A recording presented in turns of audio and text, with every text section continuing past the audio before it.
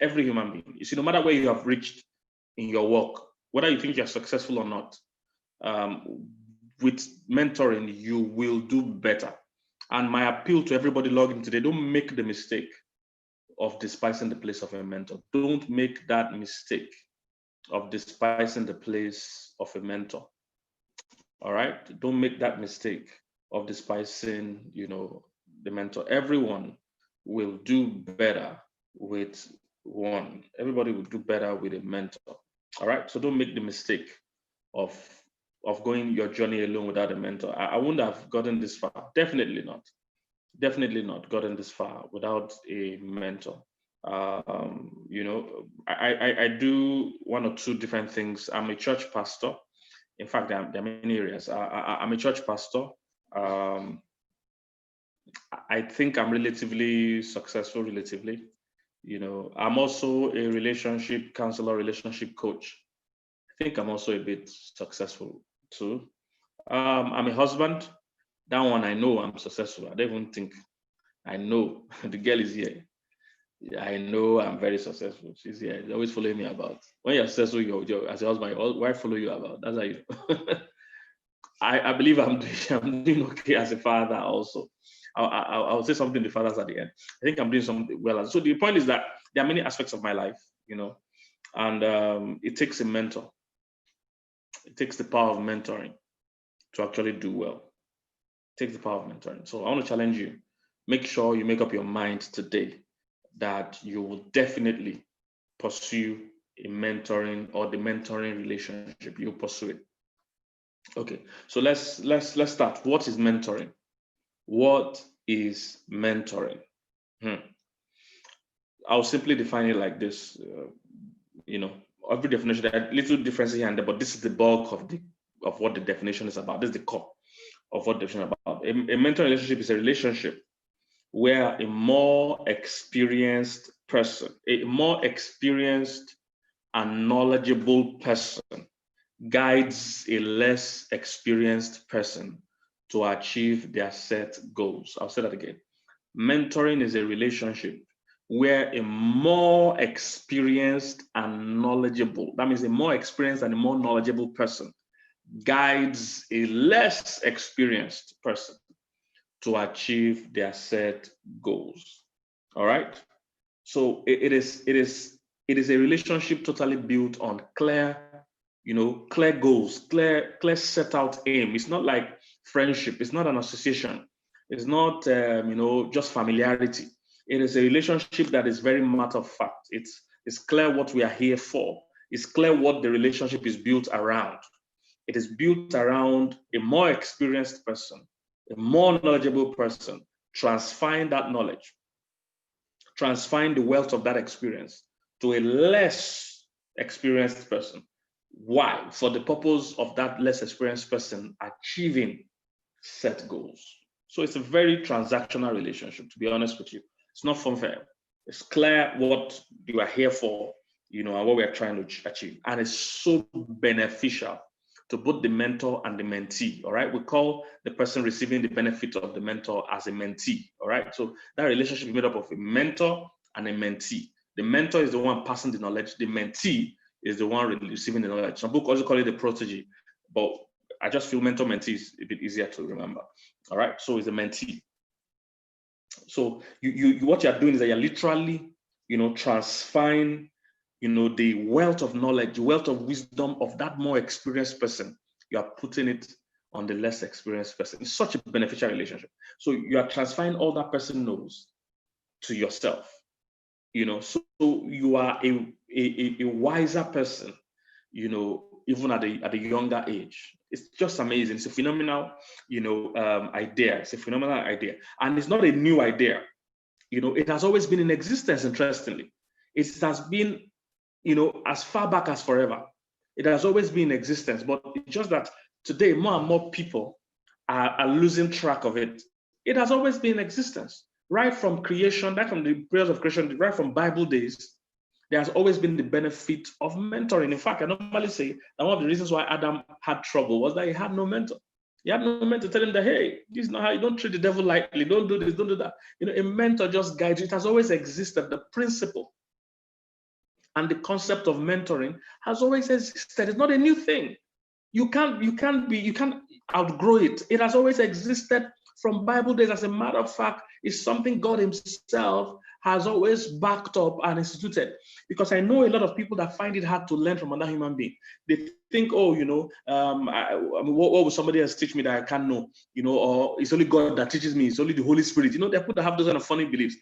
God himself expects you to learn from other human beings. Now, if the same God you want to say is the only teacher also wants you to learn from other human beings, then you must be joking to think you don't need people.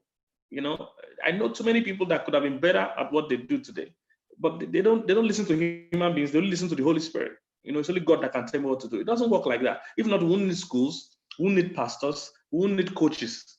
If it's only God that can help you, it doesn't work like that. You need to understand how powerful a mentoring relationship is. It is powerful, it's needed. It's something that has always existed right from day one. As a matter of fact, it's very associated or linked to apprenticeship.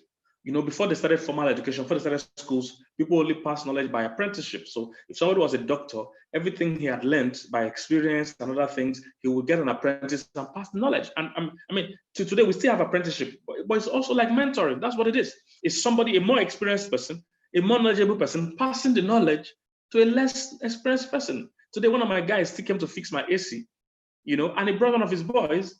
And he told the boy what to do, and the boy did it. And I heard the boy. Now I wasn't facing them; I was just overhearing them. I heard the boy say, "Wow, this is blowing." He was very happy.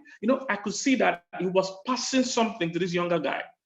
You see, so it has always existed. It's a valid scriptural and social and even scientific, if possible, principle. I can never forget. I shared the story because some people don't wait to be fully mentored. They want to run away. They don't need mentor. I can never forget the story where I had to change the door, the lock of my door in my house. That's my main entrance, the main door of the house. I had to change the lock.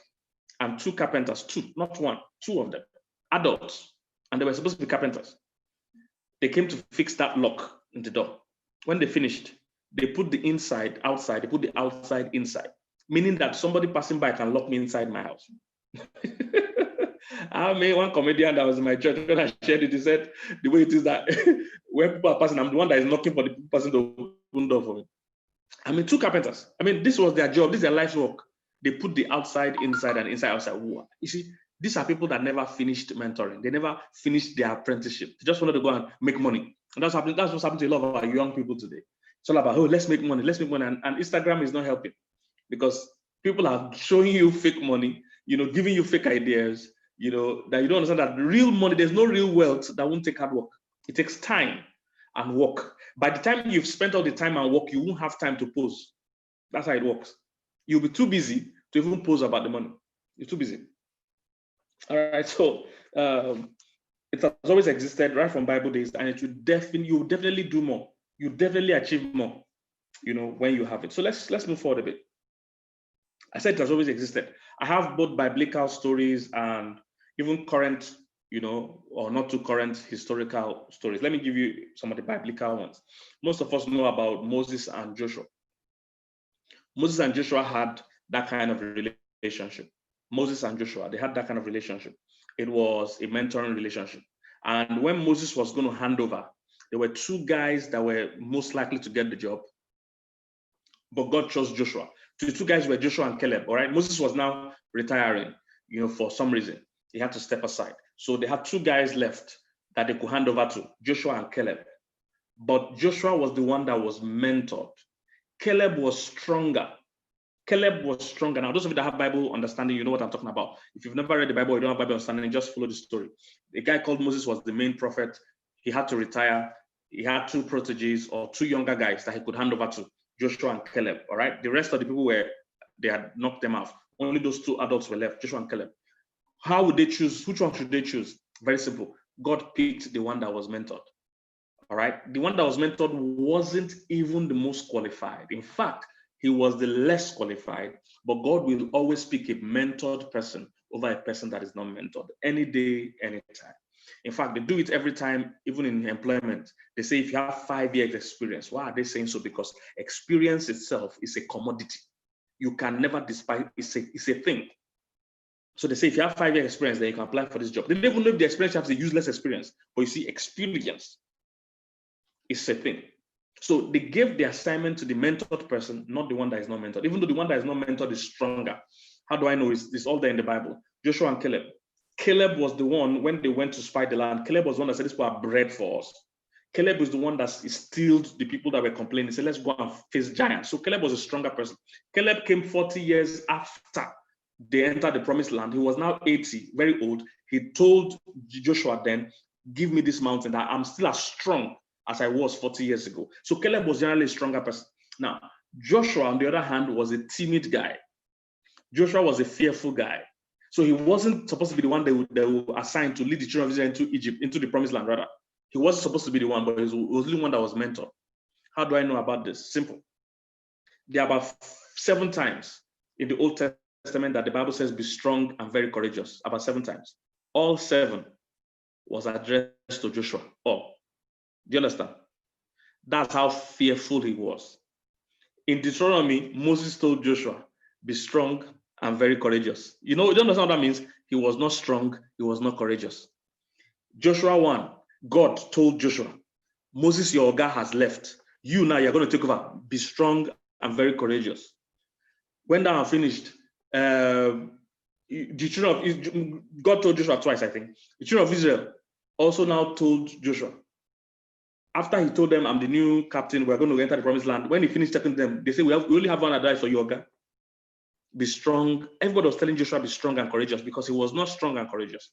But yet God chose him, because God will always choose a mentored person over one that is not mentored. So there are many examples like that in the Bible: Elijah and Elisha, Paul and Timothy. There's even one I want to read for you. Okay, maybe I don't know if I should read it now. I should read it. Let me read it now. So, but I will explain some part of it. There's a guy called Apollos in the Bible. All right. This is not a Bible study per se, but the Bible is a practical book and it's a real life book. So Acts of the Apostles chapter 18, verse 24. I just want to read it to you. He said, "And a certain Jew named Apollos, born at Alexandria, an eloquent man." Now, please notice all these things, but they will be useful for where we're going. "An eloquent man, mighty in scriptures." So he came to Ephesus. This man was instructed in the way of the Lord. Notice so. "And being fervent in spirit." That means he was passionate and fire.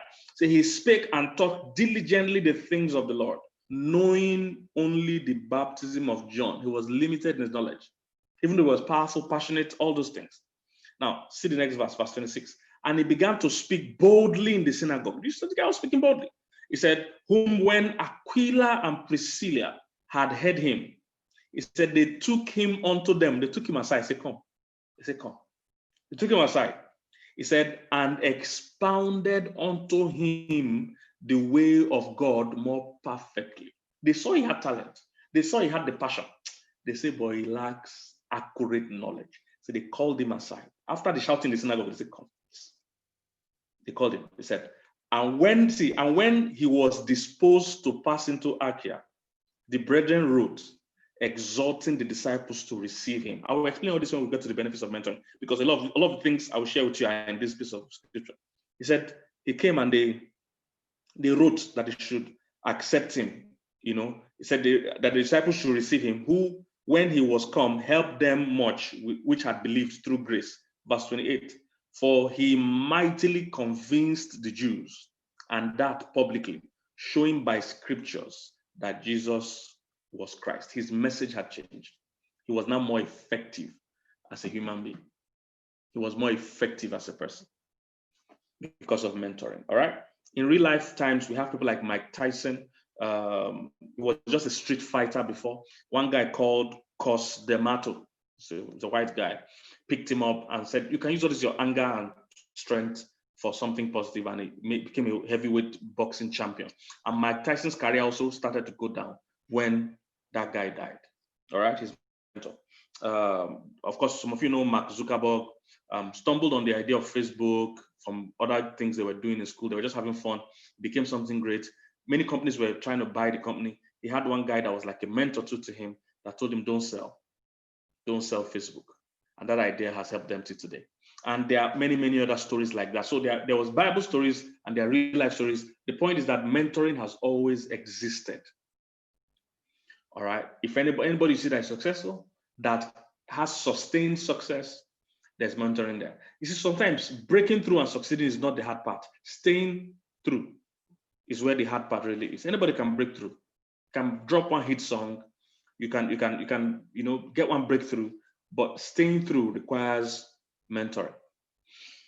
All right, so let's go to what mentoring is not. I've tried to explain what mentoring is.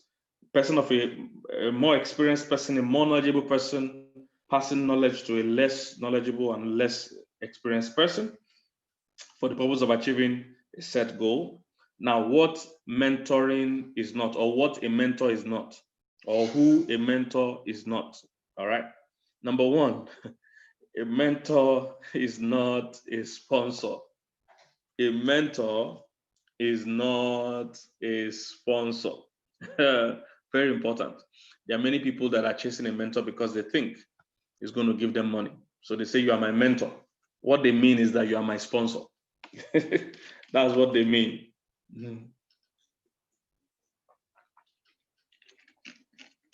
What they mean is you are my sponsor. So your mentor is not your sponsor. Your mentor is not meant to sponsor your business, to sponsor your idea, to give you money. In fact, if money is ever meant to be exchanged, it's rather the mentee that should give the mentor money. It's not supposed to be the right way around. You should never follow somebody because of what they have. Follow them because of what they know. All right? Don't follow someone because of what they have. Follow them because of what they know. If you have what they know, you eventually have what they have.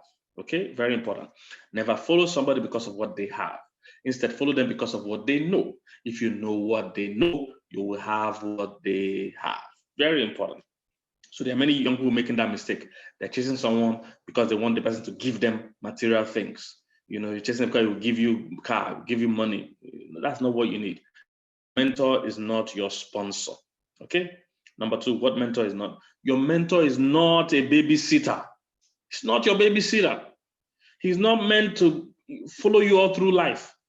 Most likely, anybody that is worthy of being a mentor is going to be busy with his own life. So he's not your babysitter. Very important. He's not a babysitter. That means he won't dedicate his whole life to you. You can't just call him or reach him for trivial things, very unserious things, unimportant things. You can't call him and say, "Oh, should I eat beans or yam?" You can't be disturbing your mentor for those kind of things. It might not be something as funny as that. It might be something that looks important, but it's not really important. It's not just anything you can be asking your mentor. You have to make sure it's a really important question that you have thought through. Not that you encounter a problem in your business and the first thing you're doing is to call your mentor. No, tackle it. What you should be saying is, what would my mentor do if he was the one in my shoes? That's what you should be doing. Not, oh, there's a problem. Government has locked my gate and the first thing you do is come. No, think, tackle it. Ask yourself, what would my mentor do if he was in this position? So he's not your babysitter. He's not going to sit with you all through and help you catch a dream. Your mentor is not the one that will catch your dream. You will get your own dream. Your mentor can help you give clarity, interpret. He's not going to dream for you. He's not going to pursue the dreams for you. All right? So it's very important you get that your mentor is not your babysitter. He won't be the one that will find your purpose for you. He won't be the one that will have passion for you. You will do all those things. He's there just to guide, to help you interpret what you are receiving, to push you sometimes. But he can't solve all your problems. So your mentor is not a babysitter. Every single thing you just call him. He might not have time all the time to answer you. There are many times I've sent my mentors a message and I saw that they read the message and they didn't answer, and that was an answer. Do you understand? That in itself was an answer. When your mentor receives the message and it doesn't reply, it's an answer if you are smart. You won't be there and be saying, "I'm waiting, sir." What are you waiting for? He has told you there's no answer. He has told you to go and think. He has told you, do what I'm teaching you. Do you understand? Nobody can do everything for you. Let's forget that kind of thinking. Nobody's responsible for your life. That's why it's called your life. It's your responsibility. We're just here to help. We too have our own lives. Do you understand? So very important. Number three, Your mentor or mentoring is not, your mentor, rather, it's not a social status symbol. It's not a social status symbol. This one is very common for young people. They are more interested in taking a selfie with their mentor than in actually learning from him. They are more interested in social status, in being able to post that I know this person, that I relate with this person. They are more interested in that posing than in actually really learning from the person. Let's see. It's a young people problem, and I'm sure we're in Instagram age, we're in selfie age, so it confuses people a lot. You are not relating with this person just to brag that you know them, just to brag that you have their number, just to brag that they replied your DM. That's not why you are here. It's not a social status symbol. Many young people just want to farms. You know, if you're abroad, you don't know what farms is. But farm simply means you are just rubbing shoulder, you're just showing familiarity. There's no depth in the relationship. You are more interested in the picture you will take with the person. Some people won't even use their mentor to climb. What I mean is that, you know, he has plenty of followers. So you believe if I host him on Instagram Live, or if I identify with him, I will get some followers. You know, if you post my work. No, forget all those things. What you really need is to know what they know. When you know what they know and you apply it, is your mentor that will be looking forward to meeting you. Is your mentor that will be looking forward to even taking pictures with you. And that's where you should get. Not that you're just doing social status symbol. You must build yourself first. So you know why you are in that relationship with that mentor, not as a social status to oppress your friends, to make your friends envious, and to have a sense of superiority over your colleagues and friends, to feel like you are better than them. All right? Your mentor is not a social status symbol. Very important. Young people of today have that issue. They just want to post. They want to post with somebody great so that they can post on their Instagram page. No. Okay? Not a social status symbol. Some people get offended when you don't take picture with them. You don't even know what you're doing. You don't know what you're there for. Last one under this one. Your mentor is not your cheerleader. Your mentor is not your cheerleader. Your mentor is not your cheerleader. Very important. Your mentor is not your cheerleader. Many people confuse their cheerleader with a mentor. Your cheerleaders love you the way you are, but your mentor loves you too much to leave you the way you are. Very important. Your mentor loves you the way your cheerleader loves you the way you are. Your cheerleaders are like a fans. They love you the way you are, but your mentor loves you too much to leave you the way you are. So your mentor might not be too or so impressed with your achievements. He is more interested in what you can be. He's more interested in what you can do, not what you have already done. This causes a lot of problem for people. So you get in front of your mentor, you want to tell him all your achievements, and he seems not to look impressed. You see, he's different from your cheerleaders. Your cheerleader wants to know what you have achieved. And if you've achieved, they'll clap for you, they'll be happy for you. But your mentor is saying that, hey, you can do better than you're doing. So he doesn't care that you've sold these billions. Or if a pastor, you've had this 1,000 members, he's looking at you, what are you talking about? When you can have 20,000 people that you're blessing, you know? So he's looking at what you can be, not what you are. So he might never be impressed with what you've achieved so far. He's always more focused in what you can yet achieve. So don't confuse your cheerleader and your mentor. Your mentor might not be your cheerleader. All right? He might not be impressed with all your achievements. So don't get carried away and get offended because he did not clap for you. He did not acknowledge you. You sent him your testimony or whatever, or a story of your breakthrough, and he didn't seem to be excited. That's not your concern. He's more interested in what you can be. All right, let's move. We have a lot, so I'm just pointing it out. Next point, types of mentors. The types of mentors.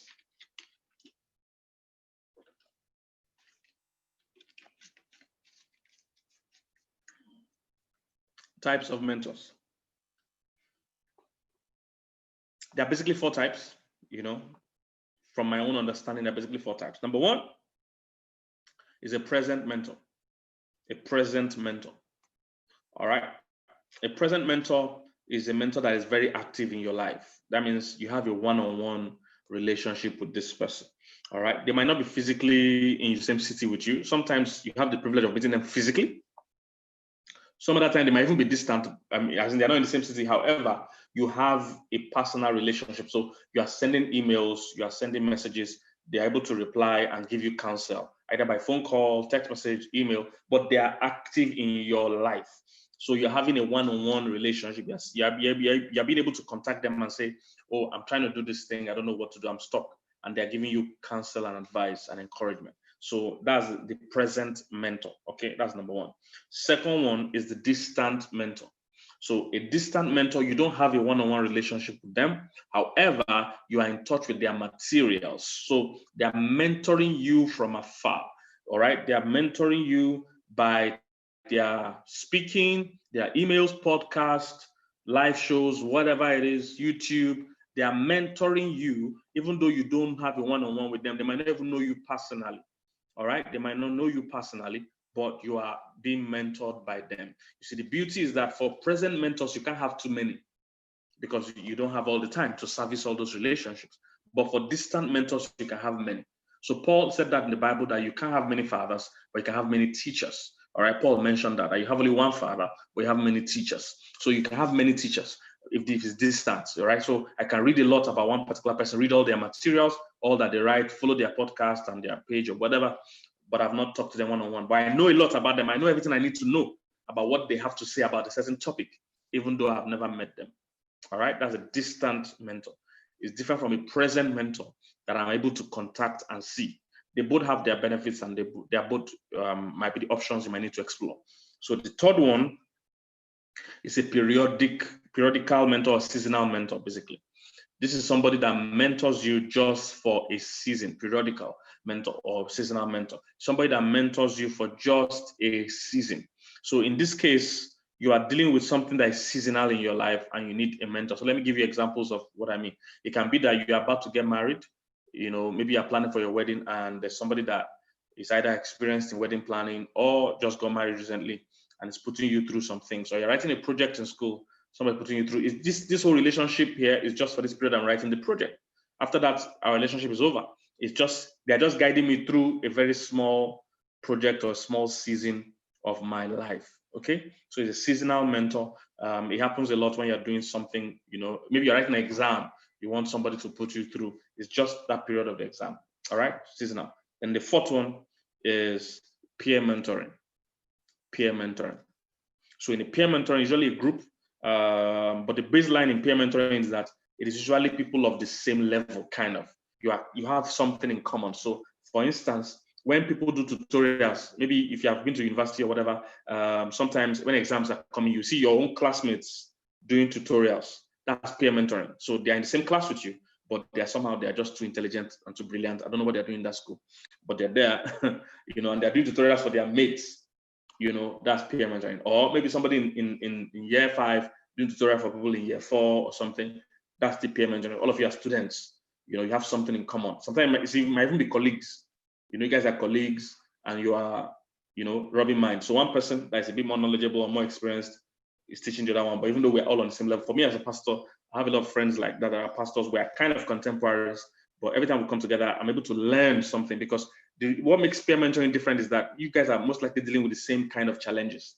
It's a bit different from normal mentoring because my normal mentors in ministry, for instance, are people that have way larger churches and have been involved in ministry for longer. So we are not dealing with the same challenges. The only difference is that they know, you know, they've passed through the stage I'm at. But the difference with peer mentoring is that I'm dealing with people that are kind of dealing with the same thing, but they are probably more knowledgeable about or have got information about it and they're passing it to me or to you. Okay. Those are the 4 types. You can use all of them are important. In fact, most likely you will need all of this kind of counseling. I say counseling, mentoring. All right. I think of counseling too much in my job. All right. Benefits of mentoring. Benefits of mentoring. I'll mention 7 of them. Benefits of mentoring. The first thing I need to say is that, number 1, good mentoring will help you achieve your full potential. Good mentoring will help you achieve your full potential. Nobody will be able to achieve their full potential without good mentoring. So good mentoring helps you achieve your full potential because your mentors are able to see aspects of your life that you can never see. You can't see 360 of your life. You can't have a 360 view of your life. So even if when you see those great athletes, Lionel Messi, Roger Federer, all these guys, they still have coaches. They still have people that can see aspects of their game that they can't see when they're in. And that's why mentoring is powerful, because there are things about you can't see. Focus creates blindness. There are things about you can't see. So you need other people that can give you a better view of how you're doing to help coach you and to mentor you. So it helps you achieve your full potential. I've noticed that people without mentors kind of are not able to go the full length. They can't achieve their full potentials because they don't have the benefit of mentoring. Let me read this scripture to you. It's Proverbs 19:22, I think. No, Proverbs 15:22. Proverbs 15:22. It says, your plans will fall apart right in front of you if you fail to get good advice. Did you see that? So your plans will fall apart right in front of you if you fail to get good advice. It said, but if you seek first, if you first seek out multiple counselors, you will watch your plans succeed. Very powerful. Let me read on that translation of the same scripture. It said, where no counsel is, purposes are frustrated. Did you see that? Where no advice is, purposes are frustrated, but with many counselors, they are accomplished. It said, plans fail when there is no counsel, but with many advisors, they succeed. On that one says, okay, I'll read the other one later. So the point is this. Number one, it helps you to reach your full potential. Benefit of mentoring. Helps you, of course, your mentor can see aspects of your life and propel you to move forward. Number two, it helps you to avoid mistakes and pitfalls. Wow. Helps you avoid mistakes and pitfalls. Let me read these scriptures to you. Proverbs again. It says, without guidance, people fall. Did you see this? Without guidance, people fall. It said, but with many counselors, there is deliverance. I like that. It said, people lose their way. This is on that translation. People lose their way without wise leadership. But a nation succeeds and stands in victory when it has many good counselors to guide it. So it helps you avoid pitfalls when you have mentors. A mentor can see where you're going. A mentor is somebody that has gone ahead of you, somebody that has done what you're trying to do already. So he's able to tell that these are the common areas that you will have challenges. It's like somebody coming to Nigeria to start a business and has never lived in Nigeria. Some of you here can advise the person. Some of you can advise the person because you've done business here. You can say, oh, these are the pitfalls. These are the challenges. Make sure you don't fall for this. Make sure you don't fall for this. And those small things can make a difference. That small advice that this is what this means. When somebody is doing this, this is what they are going to do. You avoid mistakes and pitfalls. You know, I said during my advert for this program that Reverend Sam Adeyemi, one of my mentors, is a present mentor because I get to talk to him from time to time and get practical advice. You know, so many years ago, some of you that on my Instagram, I put up a picture of when he came to preach at our church many years ago. This was like long ago, maybe 20 years ago, maybe like 20 years ago. You know, so that period, we were using a place in Festac Town, in a rented place in Festac Town. It was a plaza. So that was the venue he came to preach. So we're using that place, and after a while, we began to outgrow the place. We had like 2 or 3 services at the place then.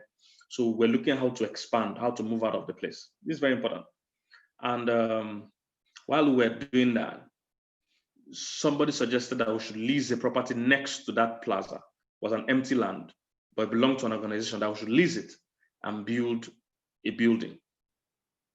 And it was a great idea. We all said, yes, let's do it. In fact, everybody got excited about the idea. The same day it was shared, everybody loved the idea. People began to make pledges. One guy said he pledged a truckload of cement. People began to make pledges of what they would give for that building. Many years ago, 20 years ago. And I was so excited. People even began to pledge how much they would give. I ran to my mentor. That's why you should have a mentor, and you should always talk to your mentor. When I get to that, I'll explain. A mentoring relationship depends more on the mentee than on the mentor. The mentor is the wealth of knowledge. He already has knowledge and his life. You, the mentee, are the one that will do the chasing, the accountability, the openness, everything lies on the mentee.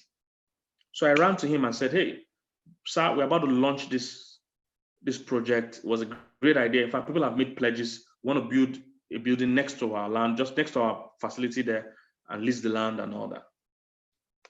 And they told me, don't do it. People have pledged cement back on a truck. He said, don't do it. He said, don't build. He said, your ministry is too young for you to build. That if you build too early, you will become emotionally attached to that building. And even when it's time to grow or to go, you will be attached to the building because building took you time and money to build. You will want to stay. That once you put your roots down too quickly, it will hinder whatever God wants to tell you. You see, at that time, it made no sense to me. As in, somebody has pledged truck of cement. What are you talking about? The advice didn't make so much sense to me. But you see, I took the advice. I said earlier on that a mentor is not somebody that gives you advice. A mentor is someone whose advice you take. Because everybody's giving you advice. You know, everybody's giving you advice. On Instagram, on radio, everybody's giving you advice. Your uncle, your auntie, your cousin, your friend, everybody's giving you advice. A mentor is not somebody that gives you advice. A mentor is somebody whose advice you take. I didn't really agree and understand the advice, but I took it. Do you know what? As we began to grow, we later moved out of that whole area altogether. We grew so much, and we discovered that what God wanted to do with us wasn't supposed to be that local in that small area. And I said, thank God we didn't build. Because if we had started building, we won't even hear God to move out. If God was saying move out, you won't hear. You have bought a truckload of cement inside ground, foundation. You won't go anywhere. And whatever would have built there, because that's what he said, number one, you'll be able to grow, because when you outgrow that place, you would like to still stay there because you're attached. Whatever would have built in that place couldn't have contained us now. Later, many years, we've moved ahead. We've bought that same ministry, that same church has bought property twice in that neighborhood. The first one, not in that neighborhood, away from there. We bought one already, and the second one we just bought now that we're about to just finish paying, cost about 1 billion naira. 1 billion naira. Imagine if I was stuck, if I wanted, because of, one truckload of cement. If I was stuck, and to be honest with you, as a pastor, I've seen many pastors stuck at venues because somebody gave them a venue in one forest, and they stayed there. Somebody gave them a hall, and they stayed there because they're attached to the place. That small advice saved me. I would have been stuck in that place. He said, it's too early. Don't build too early. You need to be able to tell where your church is going, at what rate is growing before you start building. If you build too early, you'll be stuck. I don't even know how you knew those things. But you see, that's the benefit of experience over many years. Don't build too early. It saved me. So the point is that, mentoring saves you from pitfalls. There are too many people that have entered trouble today because they had nobody to tell them, no, you don't flaunt your success like that. You see, these are young boys. When you make money or you have success, you want to show the world. That was your first instinct. I want to show I've succeeded. I'm great. Much of people will call you and say, come, go and hide in one corner. You don't need to show everybody what you are doing. You see, because sometimes those things you do expose you to both the good, the bad, and the ugly. Many pitfalls that people could have forgotten, that people could have escaped if they had a mentor. Say, you don't talk like this. They'll call you and say, come. Don't speak like this. That's arrogant. Don't speak like this. Don't ever say this. But people don't know. One of my friends said something that I totally agree with. He said, whenever you see somebody says the greatest, that's the beginning of their downfall. Nobody survives it. When they say I'm the greatest, check any star, any athlete that gets to the stage where they believe that they're the greatest. Once they start talking like that, they start going down. You must stay humble. And the mentor can help you stay humble. Say, no, that car is too flashy. That dressing is too flashy. So it's not everybody that advises you that is your mentor. It's the person whose advice you take. That is your mentor. It avoids pitfalls. I can go on and on this pitfalls one. I'm yet to see a great person that failed, that had good advisors. I'm yet to see it. Either they didn't have good advisors or they were not good at listening to the advisors. Before you make a major mistake, there must be somebody somewhere telling you not to do that thing, not to go that way. You just didn't want to listen. And I've seen many great men mess up, miss the mark, destroy their organizations because they didn't listen. Number three, I don't want to waste so much time. Benefits of mentoring, it saves you time. Saves you time. You don't have to make your own mistakes when you have a mentor.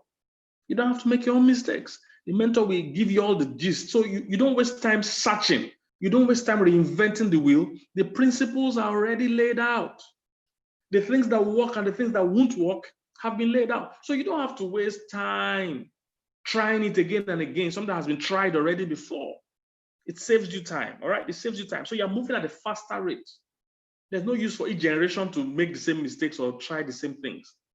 We should all learn from what the last person has tried and move on from there. It's like somebody trying to invent bulb now. Even if you're going to do anything about the bulb, you can't be repeating the experiments that have been done before. It's something new. Saves you time, all right? Number 4, it models what is possible. A mentor models what, that means it inspires you by modeling. So what this means is this: when you see what your mentor is doing, it shows you what you can do. A mentor is a prophecy of your future.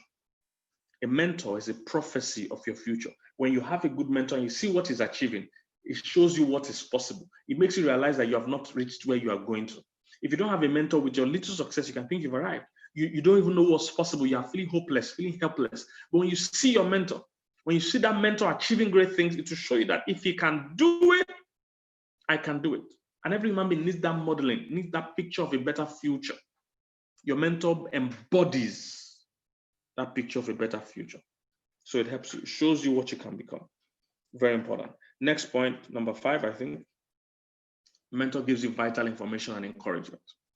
Mentor teaches you vital information and encouragement. So when you have a great mentor, one of the things that happens is he shares knowledge with you, shares profound knowledge with you, things that he has learned over years of experience and years of study. He's passing it to you. Do you understand? Something that took somebody 10 years to learn, he will give it to you in 10 minutes. Do you understand? Wisdom that took him 10 years to learn, he can pass it to you in 10 minutes. He will give you vital information and vital encouragement. He will tell you can do it. Don't give up. You have this going. And that pushes you. So he's passing the wealth of knowledge to you. Okay? Next point. Number 6. It gives you authenticity. Gives you authenticity. When you have a great mentor and you have a relationship with that mentor over years, because at the stage of your life, some people will not care what you know. They will care who you know. They want to know who you learned from. They want to know who you are relating with. It happened in the Bible days when they saw David or so, they asked, whose son is he? He has killed Goliath. Great. Let's know his father. Same thing happened to Saul. They asked, whose son is he? When they know your father, they can know how far you are going to go. All right? Very important. So it gives you authenticity. If you notice in the story we read about Apollos in Acts chapter 18, all these things were mentioned. They gave him clarity. He avoided pitfalls. For he was teaching only about John the Baptist. He began to teach about Jesus, and they gave him authenticity. They said when they sent him, they wrote there that accept this guy. You know, and he also met his potential, started preaching the full gospel. So all the things I mentioned, they are all in that Apollos story. How that mentors helped him become better. He had the potential already. The mentor's job is not to give you your potential. It's supposed to help you maximize your potential. It's not the one that will give you potential. It's not the one that will give you purpose. You already have purpose. He helps you to achieve that purpose. Okay. So it gives you authenticity. There are people you relate with. There are people see you with. They know that you must have a right head on your shoulders just by seeing you relate with these people. All right, because it's not everybody that will know you, but there are some people you relate with that people know. So when they see you with so and so person, they will know, okay, I can trust this guy. There's a very popular story about a big lawyer in a city in America. A very big lawyer, very expensive big lawyer. And everybody knew him and respected him. Then he had a mentor that was a younger lawyer, but that one, nobody knew him, nobody respected him, didn't have as much jobs. So one day he came to meet his mentor. He said, look, I'm struggling in this town. I'm not making it so much like you. Give me advice. The guy said, no problem. Around 12 o'clock or so, 12:30 or whatever, come to my office and come and see me. So the guy came around that time. I think it was lunchtime, so people were outside. People were going for lunch or coming from lunch. So he told the guy, walk with me. So the guy came to see him, took him out of the office, put his hand around his shoulder, walked the street, was a popular business street, walked the street with him, got to a junction, shook his hand, said, okay, see you later, and went. And the mentee thought, what kind of wicked mentor is this? I told him I don't have a job, people are not patronizing me, I'm broke, I'm struggling in the city, and he said I should take a walk, and he shook me and go. He was very angry. He said, but when he got to his office, he began to receive phone calls and emails People wanted to book him as a lawyer. And I was wondering what happened. Somebody explained to him that, you see, that big lawyer you worked with, many people can't afford him, and he's the best. But many people can't afford him. But just by seeing the way he held you and the way he shook your hand, many people knew that for you to know him and relate to him, that means you must be good also at what you do. So that's how the guy's career began to open. It gives you authenticity. For those that are pastors, there are people you preach for or that come to preach in your church. People know that if this man respects you, then we need to respect you. All right? That happens a lot. So that gives you authenticity, gives you, that platform. Okay? That's very important. So a mentor does that to you. When after he has worked with you for a while, he believes he can endorse you. So he endorses you and said, this is my beloved son, in whom I'm well pleased. Hear ye him. Bible people, you understand what I'm saying? Okay. Number 7, and this is the last one. This then we'll move to the next phase. Number 7, benefits of mentoring. There is a transference of spirit. That's number 7. You see, when there's a mentoring relationship, it's not just knowledge we pass. It's not just information, it's impartation. It's not just information, it is impartation. What does that mean? There's a transference of spirit. So the spirit of the person you're following kind of comes upon you. When somebody is your mentor, because of how open you are to him, after a while, you will start behaving like him. You'll start getting his kind of results. So things that happen for him will happen to you. People will start seeing similarities in your lives. It's part of the law of life. Something passes from him to you. Either his wisdom, his way of thinking. It happened all over scriptures. Elisha, Elijah, Moses and Joshua. I said the spirit of Moses is now upon Joshua. It happened all through, Paul said, he has laid hands and transferred spiritual gifts. So basically, there's a transference of spirit when you relate with someone. What works for them begins to work for you. You begin to duplicate their kind of results. Their spirit of boldness, their wisdom, their patience, whatever virtue it is. When you guys relate together for a long time, after a while, there's a rubbing off. It can be both positive and negative. That's why you must pick your mentor carefully. All right? All right? Areas of mentoring. What are the areas I need a mentor?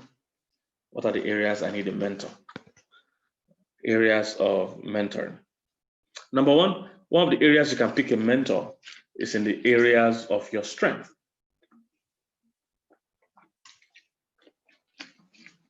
Areas of your strength.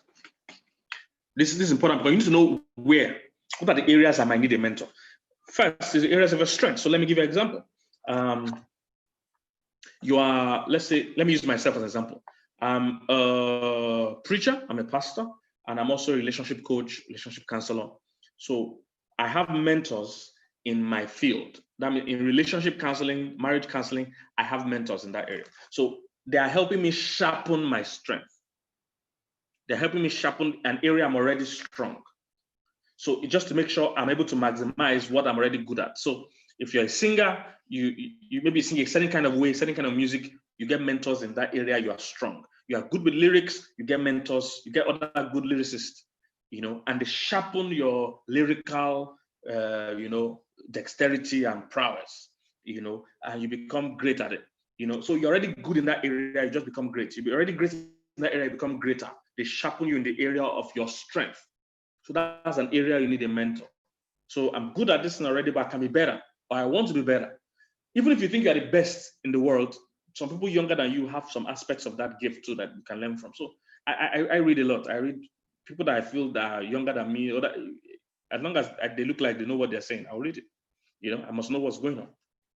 So area of sense. On that area, you need mentoring are the areas of your weaknesses. I heard somebody say many years ago, I can never forget it. He said, focus on your strengths, ignore your weaknesses. That's the biggest, joke I've ever heard. That's very bad advice. People usually don't fail because of a lack of strength. They fail because they didn't pay attention to their weakness. That's usually why they fail. Something else other than their strength pulls them down and rubbishes their strength. Something else. I can give you many examples, but I don't want to mention names today. Many things. So you need a mentor in the area of your weakness. So you are a great singer, but you have a weakness with women. You see, many baby mamas Many stuff like that can pull your career down and become a drain. And it's happening in our country. Many of the big stars have unlimited amount of kids. So those things happen. So you need a mentor in the area of your weakness, not just your strength. So maybe you are a great businessman, but you are weak in terms of financial management. You need a mentor in financial management. So you are good at making money. You make money easily, but you manage badly. Most times as a human being, you can't have all-round strength. This is why we need mentors, because you can't be strong all around. There's nobody that's strong everywhere. I mean, there's a guy called one of the biggest broadcasters CNN has ever had, Larry King. I heard he has been divorced about 6 or 7 times, I can't remember. But this is a phenomenal, biggest broadcaster. But you see, he needed mentoring. He probably doesn't need mentoring in terms of broadcasting, but he needs mentoring in marriage. That's how it works. So you can be great at making money. You're not great at managing money. You need a mentor, yes, to continue making good money, but you also need a mentor in management so that you will last. Okay? Number 3 area you can need mentoring is in general life. General life. Sometimes you need a mentor just for general life. It's not based on business. It's not your strength, not your weakness. Just general in life. Now, if you're a Christian and you attend a church, most likely your pastor is mentoring you generally. It's not just spiritually. He's mentoring you generally. Now, it includes spiritually because that's the core of what he's doing. However, a good pastor is talking to you about marriage, talking to you about investments, talking to you about discipline, talking to you about career. If you're in a good church, most likely they're doing programs or things along those lines. So that's general life mentoring. All right. That goes on. If you're already a Christian and attend a church, like I said, your pastor is already your mentor. If you are a member of my church and you attend DCC, you don't have to send me a message after this program that you can be your mentor. I'm already your mentor, because that happens a lot. Anytime I see your mentoring, the next thing I see, all my message is full of people, my own church member saying, "My mentor." I said, what do you think I've been doing for the past 20-something years? Of course, I'm your mentor. You don't have to officially write me a letter to be your mentor. All right. All right. So yes, I'm already your mentor. That's what I do every Sunday, the mentoring class. So general life. You need a general life mentor. It can be generally. Number 4, you can need a career a mentor in your career or business. So you're a banker, you need to get that. If banking is something you want to do long term, it's good to get that top bankers that can advise you, you can emulate, you can work with, you can learn from. If you're a businessman, you can get a business mentor. If you're an athlete, you can get a coach or whatever that has been there, done it before. Things like that. All right. Then there's also spiritual mentors, somebody that mentors. Like I said, as a pastor, that's what we already do. We just try to show you and teach you and encourage you to be better in your spiritual responsibilities and duties. So things like those are areas can get mentors. All right. Now the interesting one: how to pick a mentor. How to pick a mentor. I hope I've been able to convince you that mentoring is important. I didn't have time to expound on this thing, but mentoring is vital. I won't even attempt to do life without a mentor. In fact, every time God gives me a dream or a vision, the first thing I'm looking for is who has done this thing before, who has done what I'm trying to do, who is good at what I'm not good at, who is good at what I'm trying to do, and that helps me a lot. So how to pick a mentor. All right, a few steps and advice I have. Number 1, I would advise you to pray. I see a mentoring relationship almost like marriage. It's almost like marriage. It's that important. So I would advise you to pray. Don't just rush. Don't just look for the closest person to you or the most popular person around you, because that's what a lot of young people do. Just look for who is popular, who is reigning, who is trending.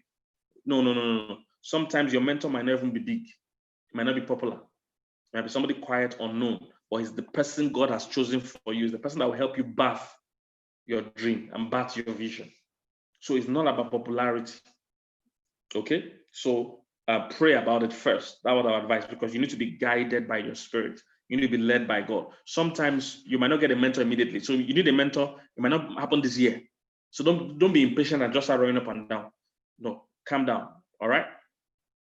God needs to guide you, because a mentor relationship is like a marriage. So you need to feel it. The person also needs to feel it. You need to know. The person too needs to know. Because remember, it's like a connection. All right? It's very important. God needs to introduce both of you. So number 1, pray. Number 2, identify the area you need mentoring. So you're looking for a mentor. Why? What areas do you need mentoring? What area of your life are you trying to build? So that will help you streamline the kind of people you should be looking for. Who has done what I'm trying to do? So number 3, look for prospective mentors. So start looking, start searching. Be on the lookout. All right. Like I said, all mentoring must not start with present mentors. You can start with distant mentors. So don't wait till you can meet the person personally and take a selfie. Don't wait for all those things. You can do distant mentoring. In fact, it's the best way to even start. Before you approach somebody physically, make sure he has mentored you first from a distance. All right. So start looking for them. It must not be the closest person. It must be the most popular person. The key is that have they done what you're trying to do? The person you want to mentor you, is he capable of mentoring you? Has he achieved what you're trying to achieve? Is he what you want to be? Do you want to be like him? Do you want to be like this person? One of the prayers I pray for people that are confused about who their mentor is, I say, may you be like your mentor. If you can't say amen, you're following the wrong person. So for the people you're following, if I pray for you to be like them, you don't want to be like them, but you're still following them because it makes you more popular, makes you more socially acceptable. No, you need to know that, do I want to be like this person? If you don't want to be like this person, then that's not the person to follow. You must want to be like your mentor. If I pray for you that may you be like your mentor, you should be able to say amen. All right, next point. Number 4, follow from afar first. Follow them from a distance first. You can't just go and approach somebody and say, I want to be your mentor. I want you to be my mentor. No, it doesn't work like that. No serious person will take you seriously like that because your mentor is busy. So follow him from a distance. What does this mean? Read all his postings. If it's somebody that posts things, read everything you can read about him. If they cover him in a magazine, read it, copy it out, keep it. Follow his podcasts, live videos. If it's somebody that has audio messages, books, you've not bought them and read them, and you want them to be your mentor, you're just looking for a babysitter. You're looking for companionship. That's not mentorship, that's companionship. You're looking for somebody to be talking to you. No serious mentor has that time. So let him first mentor you from afar. People enter my DMs all the time. That, hey, Pastor K, hey, sir, come and be my mentor. And I ask them a few questions. I say, number 1, have you subscribed to my YouTube page? They say no. I say, number 2, do you have any of my books? They say no.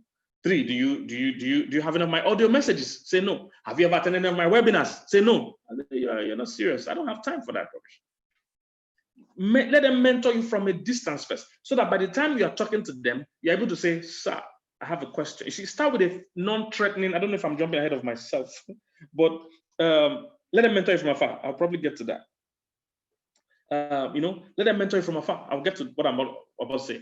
So read their books, read their articles, every story about them, read it, study it, apply it. All right? Apply it. Don't jump into my DM and say, and as you don't have my books, you don't have my messages, you've never attended my webinars, you don't even follow my page enough, you've never even got to my profile to check all the things I'm doing, you don't have got my website, you don't know anything about me, you want companionship. That's what you want, not mentorship. You want me to be your friend. That will cost you. I'm busy. So you can't just come and sit down and you just want us to gist. I'll get to all these things. Let me not rush ahead of myself. Okay, so let them mentor you from afar. Read everything about them. Show your due diligence. Number 2, support them. The person you've seen and identified, most likely that God led you or you've identified them. For me, most of my mentors, I believe, was divine connection. I'll use Reverend Sam again as an example. God specifically told me that I should follow him. All right, in that case, God told me specifically. Now, I had another father in the faith then that was way bigger, but I could never meet that one physically, or at least it wasn't easy to meet him. God told me, look, this is the man I want you to follow. So he pointed Reverend Sam to me specifically. So I started that relationship. I went to visit him and started that relationship. So the point is that most likely God has guided you. Maybe you don't have access to the person yet. Read everything about them. Go to their page, click the links, see where everything goes, follow their website. You must be so knowledgeable about them. Let them first be a distant mentor. It's not companionship you need, it's mentorship. If it's their wisdom you're looking for, they might not need to talk to you physically to get it. They've already spoken before. All right? Next point, support them vigorously.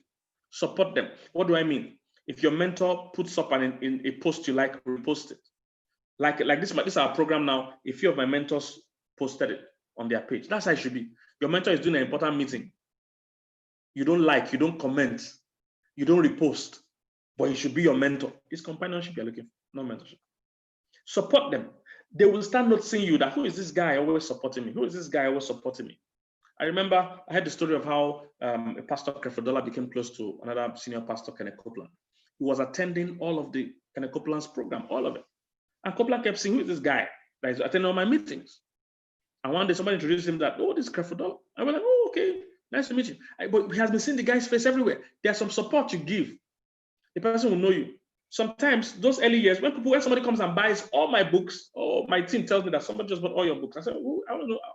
Somebody that is not interested in what I'm doing, I would like to know. Because you see, what your mentor is looking for, your mentor has limited time. Your mentor, for him to be successful, he needs his wise. All right? You need to understand that.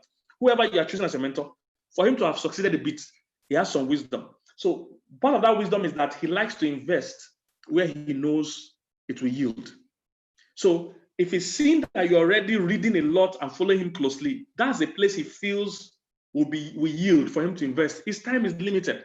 In fact, I would rather give my money than give you my time. My time is more important to me because I create things in my time. I create things that is limitless. I have books that are bestsellers. I have books that has gone all over the world that I've never been to. You see, but I need time to create those kind of products. So your mentor is looking for places to invest little time and get big results because he doesn't have abundance of time. So when he sees somebody really interested in what he's doing, he's serious to do it, to give the time and attention to it. So, support them, repost comments, buy books, attend webinars, things like that. Share their messages, share. Let people see, you'll start noticing you gradually. Next point, practice the things that they teach. Practice what they are teaching. Remember, let them be a distant mentor first. And everything you learn, apply them so that you have a testimony, you have a good report from what you have applied. It's not companionship you need, it's mentorship. So what has he taught? That's a major principle or thing he exhibits or shows. Maybe he's not a speaker. Maybe somebody that lives a certain philosophy. Study it. Adopt it. Know it. So that any day you meet him or any day you write him, you can share that testimony and say, oh, I learned this from you. This is what I did with it. You see, when mentors see those kind of things, they like to invest because they see you're already serious. Because for everybody that is a reasonable success in this life, he has loads and loads of people that write him and are time wasters, big time wasters. The biggest thing the thing that some big people hate the most is people that waste their time. Just write him a story and be asking him long questions that have no meaning. I'll get to all those things. I hope I remember. Next point. All right. Next point. Start with a non-demanding request. Start with a non-demand. That means a non-threatening, non-demanding. Don't meet somebody for the first time and say, I want you to be my mentor. That's a big request. Nobody starts request. It's like meeting a girl the first day I want to marry and you will have all my children, 13 children. No girl will stay for some girls will, but no reasonable girl. You just meet me on Monday. Good morning. How are you? Your name is Bola. Yes, I want to marry you, Bola. First day, and you have 30. I want to have 13 children, 7 boys and 6 girls. Whatever it comes to that thing. Really? That's such a big request for the little time we've known. So when you meet a mentor for the first time, let it be a very easy and simple request. It can be, oh, I have a question on something he has done or taught. You see, people like it when they notice that you are reading, you are doing your homework. Not random question that is difficult. There's a question people ask me, I just leave the mail and go home because they're about to drain me. They're about to drain me. All kinds of questions. That why did Jesus' prophecy not come to pass? No.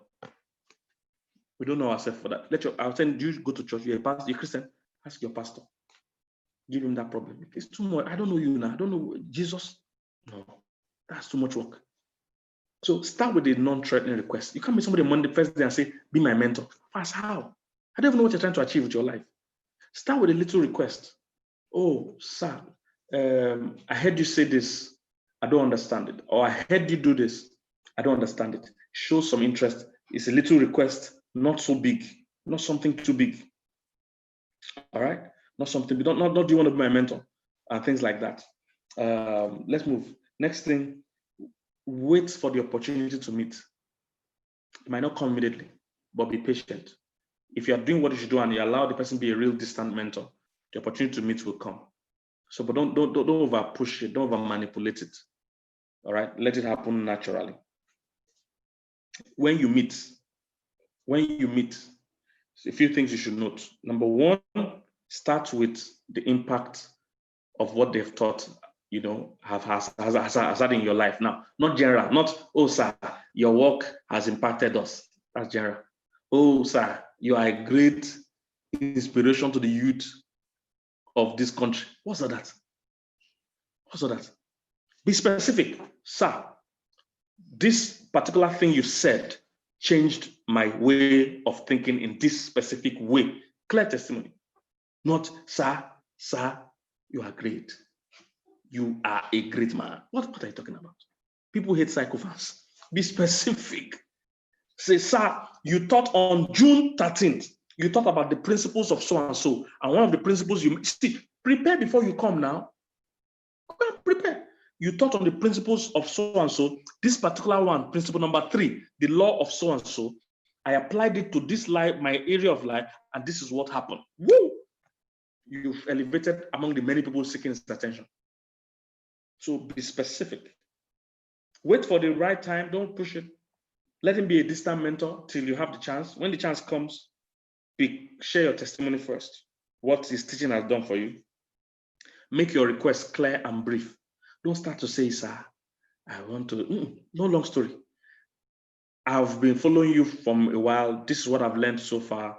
I see you as a mentor. I would like to be able to reach you once in a while to ask questions as regarding my field. Not just general companionship. He doesn't have time. He has his own family, he has his own business associates, he has work, he has friends, his own friends. He can't accommodate another friend. So clear questions. Oh, I want to be able to read. This is what I've learned so far. I want to be able to. There are people that have reached me like that. I just knew I will mentor this person.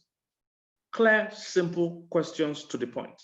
All right, keep it clear and keep it brief. Your mentor is busy. He might not drive you away, but he's busy. Take it for granted he's busy, except he tells you stay longer. But you yourself, round up. Don't let him even be the one telling you it's time to go. You yourself, don't even sit down. Let him see from the beginning that you value his time. Let him see from the beginning that you value his time. All right?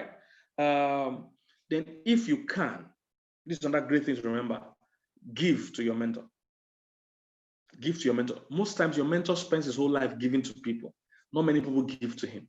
So if you can give to him, give to him. Now, it mustn't be material things. Now, if it is material things and you are in a capacity to do so, that's fine. And you need to know his kind of taste. But I'm not even really talking about material things. All right? Of course, if he's the kind of person that, yes, at the level where he is, you can give him money. You have the kind of money you can give him. That's fine. If it's a gift, that's fine. If you are knowledgeable enough to know the kind of thing he would like, that's fine. you know. But if not, is there any expertise or knowledge you can give him? Now, you must also be careful. Some of them might be skeptical about receiving. They might be skeptical. They don't know you. They might not need your service, but at least offer. So my mentors have reached me and said, "Oh, Pastor K, your YouTube channel is so good, but you're not maximizing the adverts on it. Can I talk to whoever? What? My mentee, Jerry. You're not maximizing. One of my mentees have reached me that you're not maximizing your adverts and all that. You see, when a mentee talks like that, I notice that he's actually noticing what I'm doing and is actually interested in my own well-being. I feel more need to pour out on such people. Many have reached me like, oh, you need to do this better. Oh, can we do this? Can I help you do this? Can I do this? They repost my events, things like I notice those things. Very important. See, now you need to understand your mentor. Maybe I hope I'm remembering some things I said I'll talk about later. I hope I'm remembering. Okay, so you need to let me move on to other things. All right. So I said the relationship between the mentor and the mentee depends more on the mentee than on the mentor. It depends more on the mentee than on the mentor. The mentor is already busy, already successful, most likely. It's the mentee that needs to do it. So a few things again, I'll continue. Number one, these some things you need to learn about your relationship with the mentor when you already have it. All the things that I mentioned earlier was about how to start it. Now, when you have the relationship with the audience, these are some things to do. Number one, show respect and value for his person. Show respect and value. So if he gives you appointments, come on time. You must come before the time. He can't be the one waiting for you. Come on time. Be there before the time. Okay? When you get there, show respect for his person by not asking the wrong questions. So have your questions prepared. Don't come and meet him and say, how are you? Say, fine. You say, how are the children? You're asking your mentor, are you examining him? Keep it to the point. He's busy. You don't have that relationship. People chat to me, and maybe they have my phone number or my access to me, and they ask me, "How are you?" I say, "Fine." "How is your day going?" I say, "Fine." I'm getting upset. "How are the children?" I say, "My brother, look. If after a while I stop answering, that's my way of answering. I say, I see that you're looking for companionship. It's not me. Go to the point. Don't start cross-examining them. How are your 3 children? How is the first one? Where did they? What are you asking? Go to the point. Bring your questions relating to your work and ask them straight up. Don't waste his time. Go to the point. Show respect for and value for his time. Number 2, for his person, rather. Number 2, show respect and value for his time. All right. First one is show respect and value for his person. Show respect and value for his time. Remember, he's busy. Third one, show respect and value for his wisdom. For his wisdom. He can't be giving you advice upon advice and you don't apply anyone, but you're asking for more. The last 3 things he advised you on, you didn't take anyone. You come again next week with another 13 questions. You're wasting his time. He needs to know that this relationship is working. It's not only working for you, it's working for him. Because he needs to see that what he's pouring into you is yielding. So show respect for his wisdom by accepting it. Then show respect for his privacy. Don't expose things unnecessarily. Don't carry people there without his knowledge. Bring your 30 friends just to show them that you know this great man. Privacy. Let's move. Some things you must have. Number 1, have loyalty. Have loyalty. There are many people today that have no loyalty for their elders or for people that have poured into their life. Remember, see, the way your mentor needs to have time for you, you too must show loyalty. That human being is not going to be, there are many people, as much as you love him, there are many people that will hate him. So if you are going to say, this is my mentor, be ready to defend him, be ready to stand by him. You can't deny him in public. Peter denied Jesus in public. You can't be that kind of son or mentee that when the heat is on, you now run away. No, you follow both in good and in hard times. All right? So you need to defend. There are times they will do things or say things you don't understand. They are still standing strong. Okay? Show loyalty. Very important, because in the day of battle, your mentor needs to know the people that are standing. Number 2, you need to have patience. Have patience. Your mentor won't be perfect. There's no human being that is perfect. So have patience. Sometimes you have some weird, way of behaving. He will have his own weird way of behaving. Be patient. He might make mistakes. He too might make mistakes, either by what he says or what he does. He's a human being. So be patient. Don't just say, "Oh, this happened. He didn't have time for me." Whatever, you're angry. Relax. Have patience. Number 3, have gratitude. You must have gratitude. When he's spending time with you and all that, you must show that you appreciate it. So every time you meet with him or you have a phone call with him and he has blessed you, send a message, preferably a text or chat or whatever, not call again if his time is very busy. Send a message and say, "Oh, thank you today for the time and knowledge you shared." Simple. No long story, but show gratitude every time he does something for you. Show appreciation. All right. Next one, show honor. Show honor, or have honor for your mentor. So if you can give to him, like I said, give to him honor anyhow you can do it. Last one under this category, have commitment. Have commitment. That means you might need to pursue the relationship. Some mentees, if they can't see you for 1 week, they're angry, they're not coming again.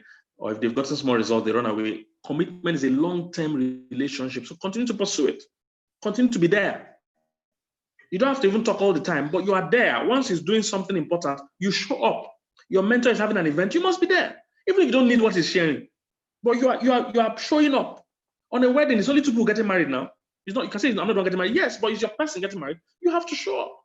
So that's the same way. Show commitment. Pursue that relationship. Your mentor is doing something important. You're having a major conference, having a major event. Sure. I have some people, me and my wife have some people like that follow us. No matter where I'm preaching, no matter what I'm preaching about, I always see that. I don't mention their names, but I know they're here. They follow all our events. Sometimes they have to shut down something they're doing to be at the event. When you see people like that are being diligent, you pay attention. I have some people like that. Some of them come a long distance sometimes to come for my events. I say, "This person coming this far." I put them next door, they can't come. And they say I'm their mentor, but they're too busy. But there's people just far away and they still show up. Some are in other cities, they show up for my event. I will give that person attention when they need it.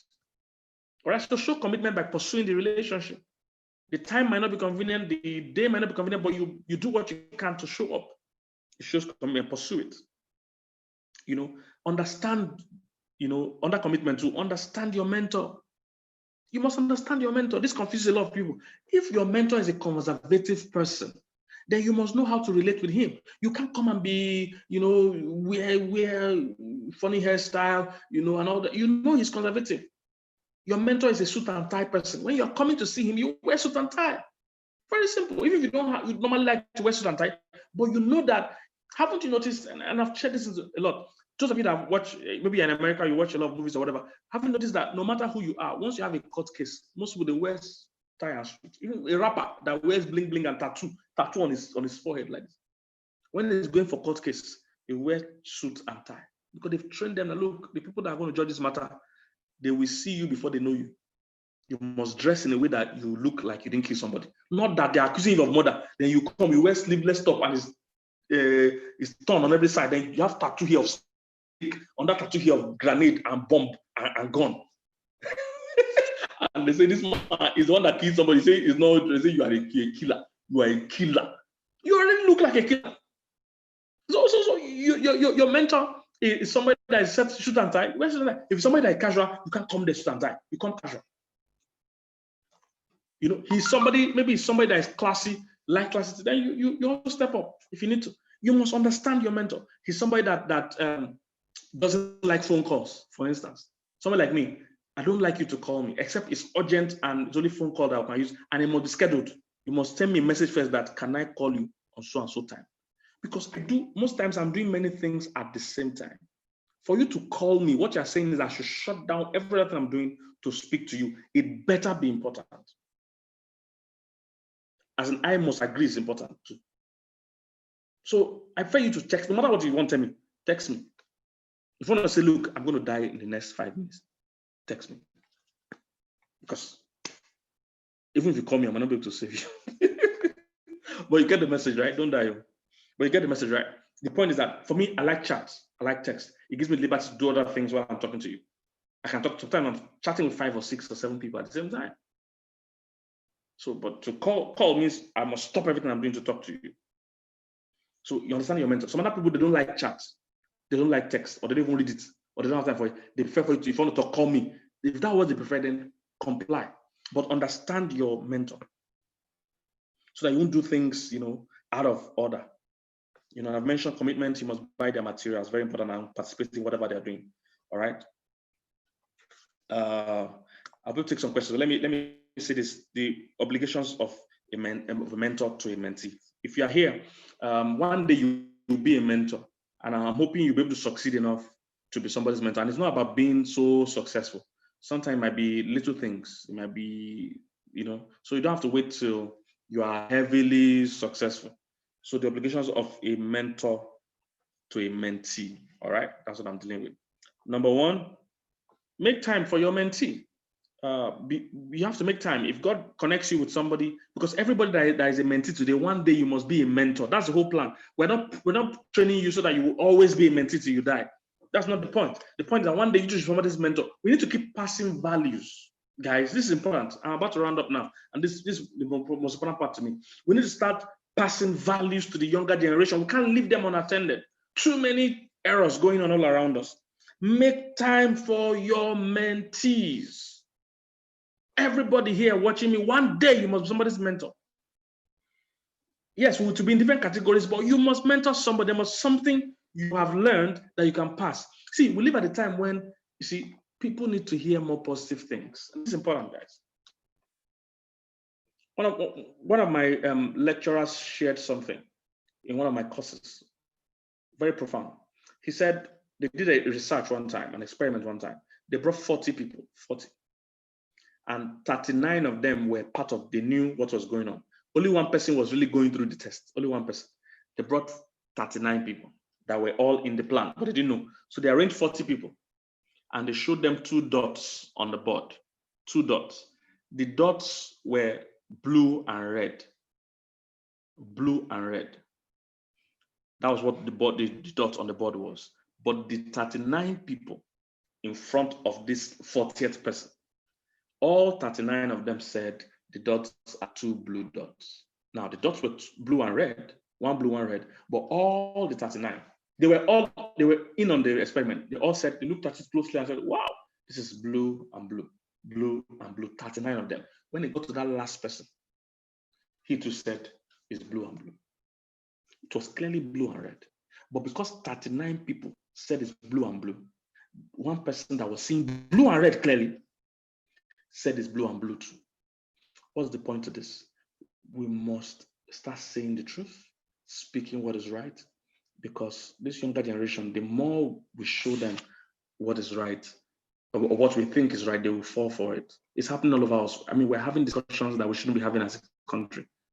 We're having it. People are still confusing if prostitution is okay, if being a fraudster is okay, and it's exhibited everywhere, and people are actually acknowledging. Our celebrities and a lot of celebrities and a lot of influencers are even defending fraud. I mean, that's what we're living. So your one voice, that's your voice. It counts because somebody is going to. Now, in that same experiment, you know what they did? They now brought 3 other people. The next set, 3 people among those 39 that actually said, oh, this thing is blue and red. They said when they increased the amount of people that just a little by a little number that said the right thing, more and more people started saying the right thing. But when it was all 39 that said the wrong thing, the last person joined them. So what I'm trying to say is that your voice counts. Your voice counts. A lot of people are saying, bad things. We need to have some people saying the right things, guys. We need you. We need you. Because you need to think about what kind of world we're going to live for our children. I'm seeing popular people actually defending fraud. I can't believe it. I can't believe it to happen in my lifetime. That we see influencers or celebrities actually saying, oh, our government is bad. The logic is this: our government steals, so everybody should steal. I said, wow, that's such intelligence, really. So our government is raping the country. We should also rape each other. I see the logic. I see the stupid logic. If fraud is good, is kidnapping good? Is armed robbery good? Because they've not robbed you, they've not kidnapped you. Fraud is fraud. And if 1 billion people are doing something wrong, it won't make it right. So we need, what this point is saying, we need your voice, okay? That your voice you think is not important. Somebody will hear it and be strengthened. That's what I'm saying, to do what's right. I'm thinking about the world our children will grow up in. I'm bothered. When I was young, your parents can't even allow you to say some rubbish. But today, okay, so make time for your mentee, because it's going to be sacrificial. Because you are trying to build your life, but make time to give encouragement to your mentee. It's important to encourage them. Give them audience and give them encouragement. Number 3, give them practical advice. Pass your wisdom to them. We live in a world where people are hiding what they know. They hide their notes. See, you won't lose light by lighting on that person's candle. It doesn't reduce you. So pass the knowledge you know. In fact, the key is that when you pass knowledge you know, more will come to you.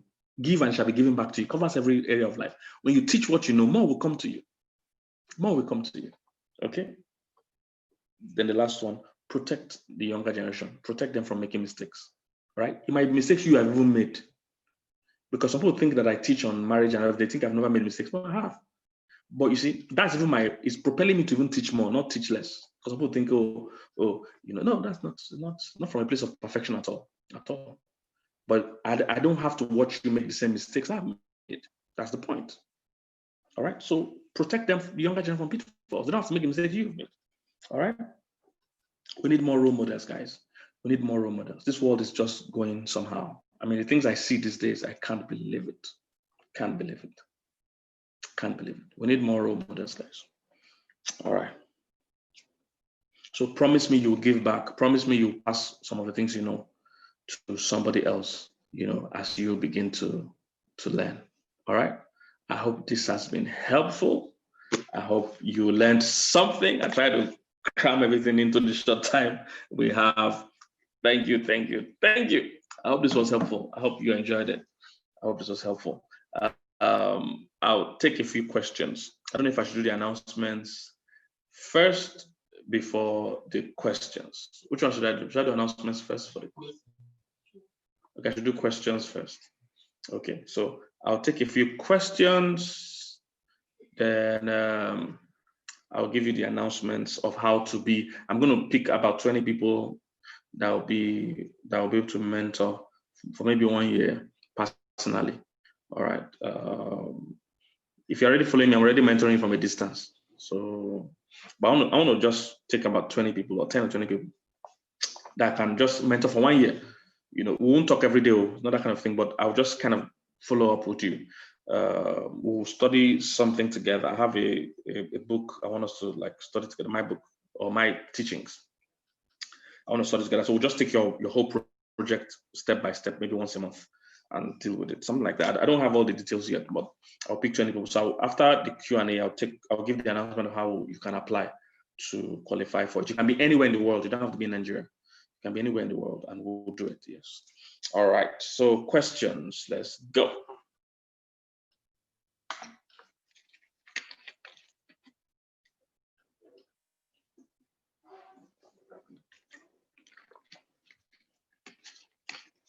Sending your questions, whether on YouTube or Zoom or wherever. Good evening, sir. Is it proper to make your parents your mentor? Oh, interestingly, can everybody hear that question? Can we hear? Okay. Is it proper to make your parents your mentor? Interestingly, I was going to speak to the fathers later today or do a recording. One of the biggest things a parent can get is when your children see you as a mentor. For a father, that's one of the biggest things you must get to, where your children look at you beyond just being their parent and being their mentor. You see, the first time you battered them without their knowledge, but when they see you as a mentor, it means you have battered something in them, even while they were alive. So it's a big honor. In Proverbs 31, they say that woman, her family calls her blessed. You see, you must get to that stage where your children, can actually look at you and say, you're my mentor. So that's a great honor. So it's okay to do that. However, I don't know whether your parents can mentor in every area of life. I don't think so. There might be general mentors or there might be specific mentors in a specific area, but it doesn't mean they can mentor you in every area. I don't think so. All right. So you must still have some other mentors that can mentor you in other areas. Okay.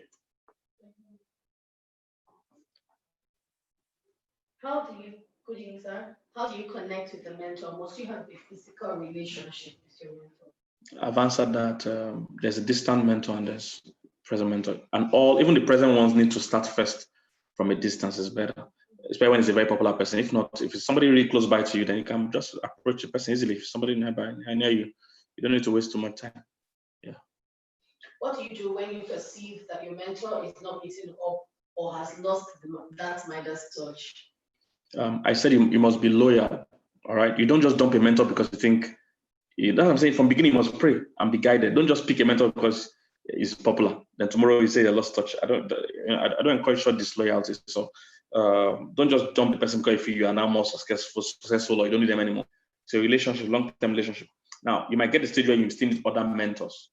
Apart from that, your mentor. So you can have as many mentors as you can accommodate. So yes, you might need to get other mentors, but I don't think you just close the relationship, except when the relationship is clearly toxic, clearly, not helping, not becoming a challenge. So there are some times when a relationship has become, dangerous to your destiny. So in those cases, you might need to pull away graciously. You can't maliciously speak about them. You can't, turn into war. Graciously, you stand sever the relationship. All right. Speaking about loyalty, there are times people have come to me to report my mentor that they did something bad. I even tell them, don't even tell me about it, because if you paint my mentor bad before me, you can't mentor me. You can't mentor me. So if you paint my mentor bad, it will affect how I receive from my mentor. My mentor is not perfect. I know that from the beginning. So don't come and tell me what you think he's doing bad. I don't need that. Except the relationship is affecting me, then there's a problem. All right, go ahead. Good evening, sir. Yep. What is the difference between a role model and a mentor? A role model is somebody you admire from afar. But a mentor is somebody you're actually learning from. You are gleaning something from. So that's the difference. A role model is somebody you might never know them. You might never even read after them. You just like them. Oh, I like this guy. But a mentor is about knowledge and wealth of experience being passed to you. All right. Okay, I have someone who I learn a lot from. Yeah. But before I But before I got a job, he used to help me with money. Now, when I call him to ask for his guidance on things, he thinks I want to ask for money. How do I get out of that space so he can begin to see me strictly as a mentee? Yeah, send him money. Send him money. He was helping you with money before now. Did you really thank him well for those ones? Then send him money. Buy him a gift so that he will understand that it's not that kind of relationship. Then he might be busy, he might better think. So look for that ways to get his attention, basically. All right, look for that ways to get his attention. Can one be a mentor when you've never had one? Yes, you can. You can. But you should still think about getting one. All right, but you can be a mentor. I've shared basically what a mentor does. If you're already a bit successful or you have some results from what you do already, you can pass that knowledge. For instance, if you have been through primary school, you can mentor a primary school student in mathematics. That's all. It's not that difficult. Yeah. Can your mentor be younger than you? Oh, definitely, your mentor can be younger than you. It's not based on more knowledgeable, more experienced. So I have mentees that are older than me. Definitely.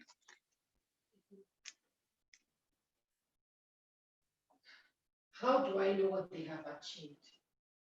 Oh, if you're asking that question, then you're looking at the wrong person. In the first place, what you should look out for is what should attract to them is what they've achieved. So if you can't see what they've achieved, then don't worry. You're looking at the wrong place altogether.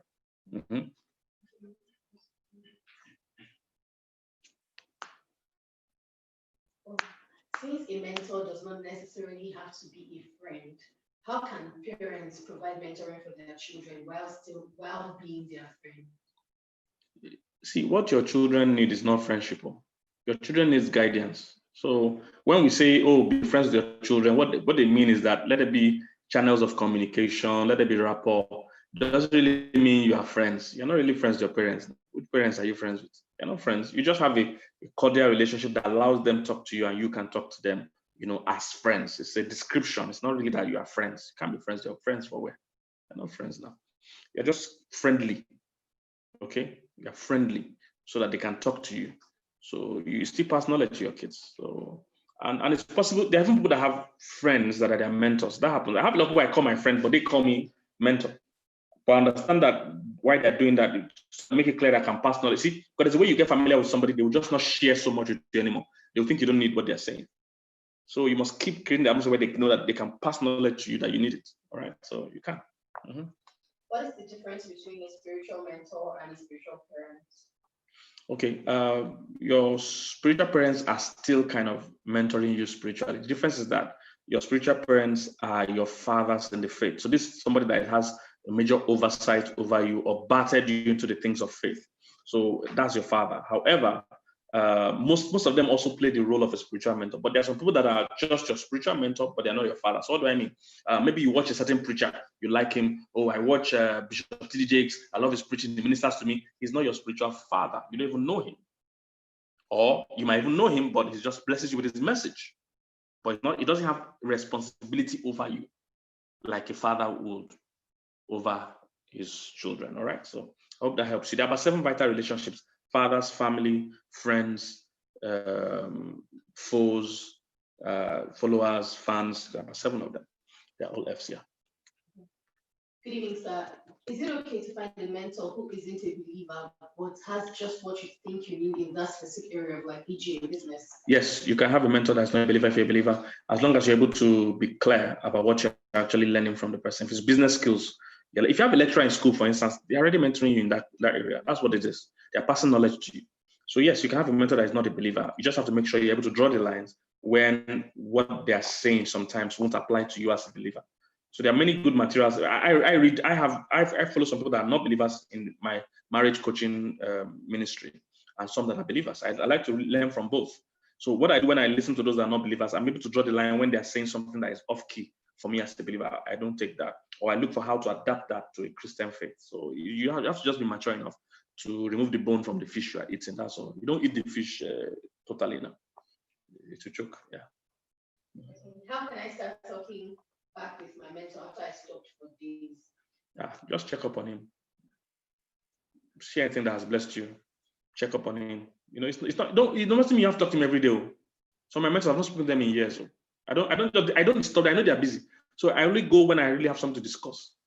I don't just stop every day. It doesn't work like that. Yeah. What's in it for the mentor? Oh, the mentor, there are many benefits. Like I just try to minimize. I didn't want to go into all the things that are possible to talk about. There are many benefits. The mentor kind of lives through you. So the things he has learned over the years, they don't have to die with him. He kind of lives through you. So he's passing what he has learned. And that's what they call a legacy, really. Legacy is not the business you live. It's the business sense you live. Because that business can bring many businesses, not the business you live. So it's the business sense. So you see many business people, they live the business, but their children don't have the business sense. So their children can't run the business still dies, or if another person runs it. So it's the information, they're passing that wealth of experience to the next generation. Another thing the mentor gains sometimes is that the mentee now becomes their own connection to a younger generation. Because everybody serves a generation. You don't serve the whole world. Everybody just serves a generation. There are some people that we respected at our own time. Some young boys today don't even know them. It's like those music, for instance. When people mention names of musicians today, I'm like, what? Who is that? Our own set. After Two-Face and Co, I didn't know anybody again. Because it was more or less in our own generation. Those are the people that were popular. You know, about some of these young guys I mentioned, I don't even know them. I don't know their songs. And there's even 2 or 3 now generations after mine. So I don't even know. So the point is that when you mentor younger people like that, they give you access to their generation. So you become relevant, not just today, you become relevant even in their own generation, because they will keep talking about you and once in a while connect you.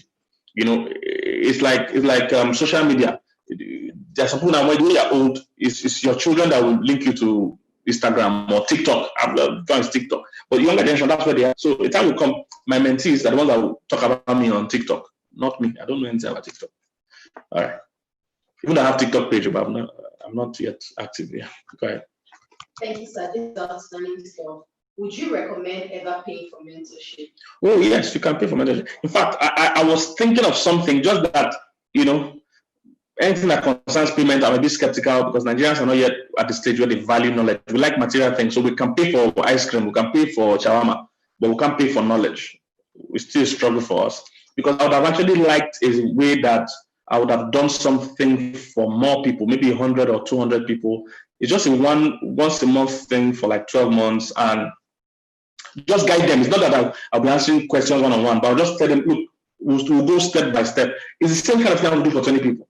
But I'll just do it for 200, 300 people, charge a very minimal fee, 1,000, 2,000, something like that, so that everybody will be serious. And besides, but the funds can be helped to pay people that would service that, you know, because it's staff that I'm not the one that will handle everything. It's staff needs to be delegated to that. That staff must be paid, you know. So I would have loved to do that. But once it concerns payment, Nigerians can be, even if it's 5,000, you know, they will gladly spend it on something else that is material and useless than spend on knowledge. It's a struggle we face as Black people as a whole, you know. So you can pay for mentoring, definitely. When you attend paid seminars, I've spent millions on learning. Some of the courses I do are in thousands of dollars.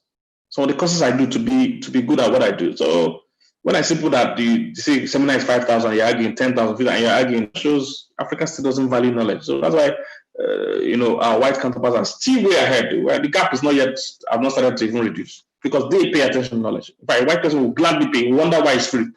The Black man wonder why you pay for knowledge. The time you can pay is if you give him amala and you say you should pay for it, he will pay.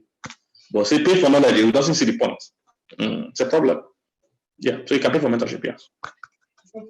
Sir, some people see me and ask me to be their mentor, but I waive it because I feel I still need to work on myself and attain somewhere. So am I wrong for not accepting their approach? If they want something you already have, you can, like I said, you can start planting gradually. Don't take on too many because that will wear you down. You need to continue being at the cutting edge and keep growing because you have not gotten where you're going. So don't focus much on teaching. They want you to be their mentor because they look like you're succeeding. You must keep succeeding. So don't take on too many. Take a few and start pouring into them and see how that goes. Then you decide if you can continue or not. Good evening, sir. My present mentor is my mother. We have the same calling in ministry. How do I differentiate between mother-daughter relationship and mentorship? You just have to apply wisdom. Now, when she's teaching you about the job, separate that from your mom. When you are talking about soup and stew and other things women talk about, head or whatever women talk about, I don't know what women talk about, makeup, you separate that. So it's just for you to draw the lines in your mind. Which person you are dealing with part-time? Is it your mentor or your mother you are talking to part-time? Then apart from your mom, still get other mentors It's important to get other mentors outside of your mom so that you can, get a balanced view. Yeah. Thank you, sir. Please, what is the difference between mentoring and coaching? They're practically the same thing, just different terms. All right, but they're practically the same things. Just different. That was a coach's doing, helping you to motivate you, keep you going, look at aspects you're not seeing, and tell you about it. So it's like almost the same thing, really. Okay. Thank you for mentoring me. My question is this: is it possible for a mentor to choose a mentee? Yes, it does happen. When a mentor sees potential in a mentee, he feels this is the kind of person I want to invest in. So it happens a lot. Like the story I read in Acts of the Apostles, Aquila and Priscilla saw Apollos, and they're the one that took him in. They knew that he was passionate, he was eloquent, but he didn't have full understanding of what he was teaching. So they called him there. So you can do that when you see the potential, but the person must be receptive. You can't force them to learn. Okay. Mm-hmm. Thank you so much, sir, for this teaching. So for someone aspiring to be a mentor, must I have a personal experience before mentoring, or just use other people's experiences to mentor? I don't know about you aspiring to be a mentor. Just go and succeed first. Don't aspire to be a mentor. Aspire to achieve something with your life. Mentees, God will send you mentees when you are ready. So don't aspire to be a mentor. I don't think you should be aspiring to. I've never aspired to be a mentor. I'm just really doing my own work. But I see that there's some people that will learn from what I know. That's why I'm able to teach, and they request. So don't worry about being a mentor. Succeed. In a situation where I have done all I should as a prospective mentee, yes. And my prospective mentor isn't taking me in, and he's the only one I see with the results I desire. What do I do, sir? Good question. Succeed. Let him be a distant mentor. Learn all you can from a distance and succeed. You see, some of you need to succeed a bit more. Results speaks a lot. When you have some results, the mentor too feels you're the kind of person you invest in. So succeed. And even after you do that, if he's still not responding, look for somebody else. It's a marriage. So it's not just you that want the mentor. The mentor too must want that relationship. Like a marriage. You can't say I love the girl. The girl too has to love you for it to be a marriage. All right? Mm-hmm. How do you keep giving as a mentor when you've had several heartbreaks from mentees? Yeah, you need to detach yourself, separate yourself from what you are teaching them. They are not your own. You are not the owner. And some relationships are seasonal. So they might need you now, might not need you tomorrow. Be okay with it. You must have what you're doing. Being a mentor is not a job. You must have what you're already doing with your life. So continue what you're doing. And pour into younger people. Some of them will go. That's how life works. Some of them came to waste your time. Some of them came to familiarize, farms in. They came to take selfie. That's what they came for. They're not interested in knowledge. So don't waste your time. Pour out what you can pour out. You're doing it in good faith, not that they owe you. You don't reap where you sow, you reap what you sow. So it mustn't be that person you sow into that you reap from. It can be other people that will come and value you. So don't take it personal at all. All right? Keep pointing out to people, but detach yourself. Don't make it like they're my own. They must stay with me forever. It doesn't work like that. So life is like that. Go again, fish new people and bless them. Mm-hmm. How do you get a mentor in an area, that environment that's failing you? You must look, and even if you can't get somebody exactly in that area, there must be in similar areas that you can glean wisdom from for what you're doing. So, but there must somebody doing something you want to do. There are very few areas. Sorry, there are very few areas where there's nobody at all. Very few. So if you're like that, then God needs to mentor you as you dig new ground. All right. How do you handle possible conflicts between mentor and mentee, especially if the mentee in this case may be right? I don't know if you're the mentee. How do you handle conflict? You beg and apologize and adapt to what the person is telling you. I don't have enough details to understand what you're saying, though. All right, go ahead. I'll take 5 more, then I'll do the announcements. I find it difficult talking with mentors. Most times, I don't know what to say. What you're looking for is companionship. You see, that's what I explained today. Mentorship is about passing knowledge and experience. So when you're talking to your mentor, you're coming with questions. You're not coming to gist. You must have questions. If you don't have questions, then don't go. You don't have to talk to your. It's not companionship. It's not a relationship. It's not a marriage. You're not supposed to go every week, every day. It doesn't work like that. That's why my mentors I've not spoken to in 1 year.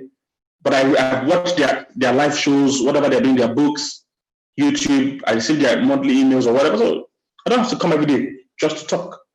So what you're looking for is companionship, not mentorship. Mentorship, you go when you have questions. And even if you're just touching base, you just touch base. Oh, good morning, sir. I'm just touching base that I'm still here.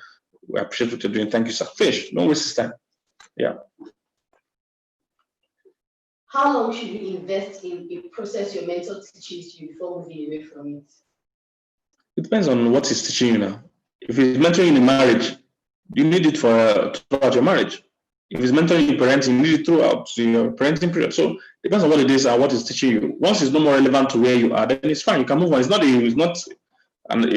by force. Once the relevance of the concept is over, then it's over. If your mentee was teaching you how to find the wife and you have found the wife, what do you want to do with that knowledge again? You teach another person or you leave it. All right? Mm-hmm. Can someone have a mentor in everything about their life?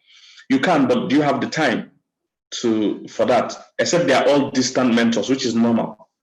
If they are distant mentors, then you can. So you need to learn about finances, you need to learn about marriage, you need to learn about business, you need to learn about career, you need to learn about learning. So yes, you can.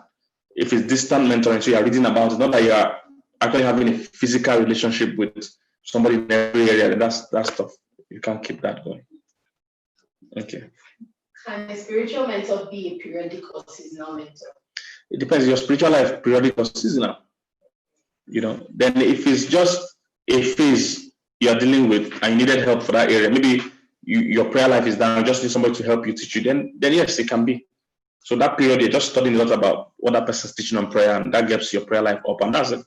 Once it's up to where you feel it can run by itself, then you move on. So yes, that can happen. Can my husband be my mentor? Yes, he can. Like I said, you must be able to divide though when he's your husband and when he's teaching you something. All right. For me, I'm my wife's mentor, even though sometimes she confuses issues because she's sleeping with the boss. She confuses issues. So I try to so yes, I mentor her sometimes. I mentor her, so that happens. So you must draw the line, and she'll still need all that mentors. Why is looking at me? It's true. Sometimes she's looking at me as if I'm lying, but I'm not. I can't be intimidated by anybody looking at me. She said I'm a mentor and not a mentor at the same time. All right.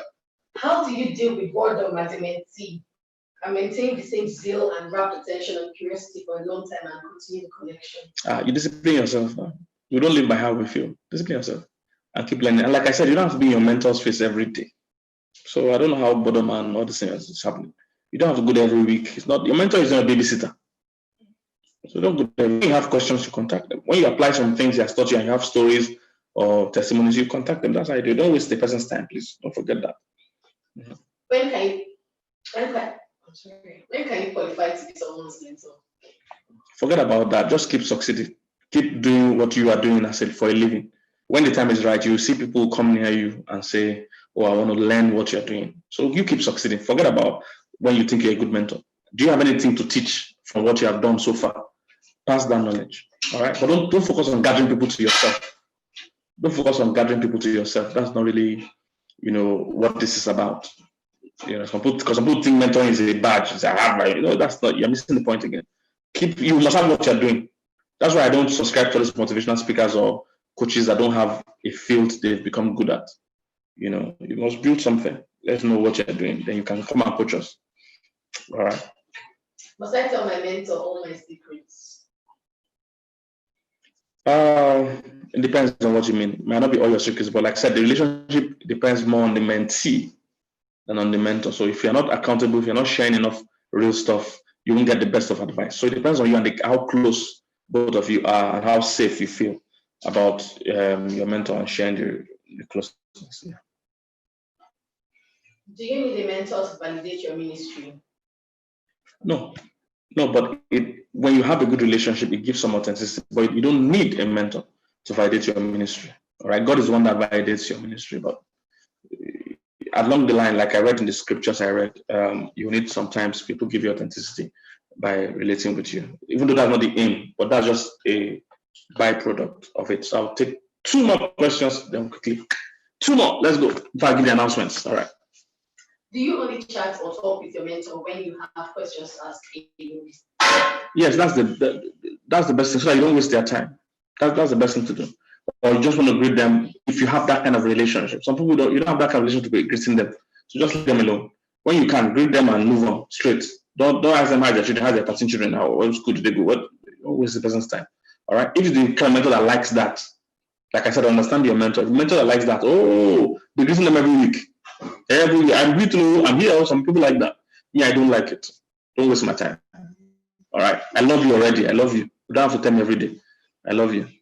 All right. So contact me when there's something important to discuss. Or you have an information that they too will like. I have some messages that listen and say, Pastor, have you seen this thing? Have you seen what this person said? That's good. I like that. I like that. So you're giving me information that I need. So some of them I repost their post or they give information I like. So that's good. But don't just contact me for contacting sake. How are you? How are we? How is us? No time. Last question. Okay.